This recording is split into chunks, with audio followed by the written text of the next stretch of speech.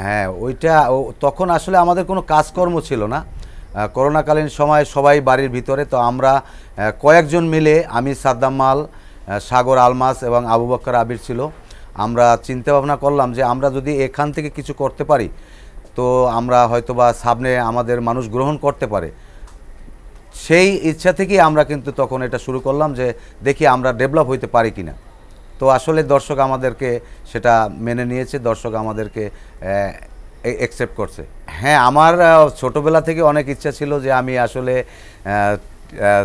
টিভিতে, টেলিভিশনে অভিনয় করব, প্লাস সিনেমায় অভিনয় করব, কিন্তু আসলে ওই রকম সৌভাগ্য হয় নাই। তো আমার বয়স তো অনেক পেরিয়ে গেছে। তো যখনই ইন্টারনেট এই যে যুগ আসলো, এই যে ইউটিউবের যুগ আসলো, তখন আমি ছোটোবেলা থেকে থিয়েটার করতাম, আমার অনেক ওস্তাদ ছিল, তারাও আমারে অনেক বলতো যে তুমি চেষ্টা করো, চেষ্টা করলে একদিন হয়তো তুমি সাফল্যে পৌঁছে দিতে পারবা।